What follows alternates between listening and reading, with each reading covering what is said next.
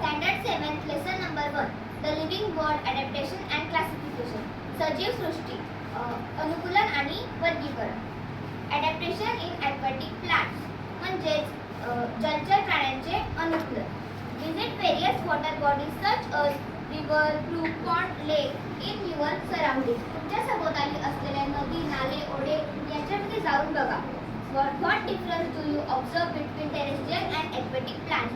तुम्हाला भूचर आणि जलचर या प्राण्यांमध्ये कोणता फरक आढळतो हे याचे निरीक्षण करा. Some of the aquatic plants are firmly rooted in the soil at the bottom of the water bodies. काही जलचर प्राण्यांचे जे मूळ असतात ते पाण्याच्या खालच्या तळावर जमिनीमध्ये घट्ट काढले गेलेले असतात. Their stems are submerged, while the leaves and flowers float on the surface. त्यांचे जे खोड असतात ते पाण्यात बुडलेले असतात, परंतु त्यांचे जे पानं किंवा फुलं असतात ते पूर्णपणे पाण्यावर तरंगलेले असतात. However, some plants are entirely afloat. तसेच काही जे जलचर प्राणी असतात ते पाण्यावर पूर्णपणे तरंगलेले असतात.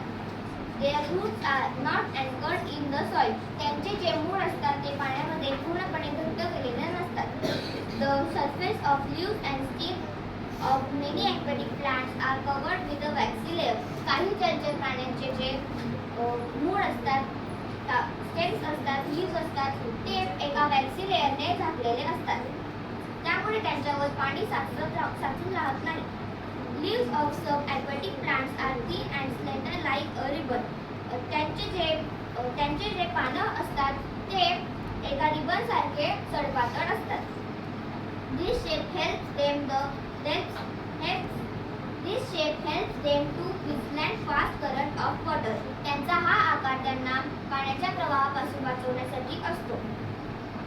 Air spaces in stems and petioles of aquatic plants are useful for floating in water. काही वनस्पतींचे त्यांचे जे खोड किंवा त्यांचे जे पान असतात त्यांच्यामध्ये जी हवेसाठी जागा असते तीही त्यांना पाण्यावर तरंगण्यासाठी मदत करते.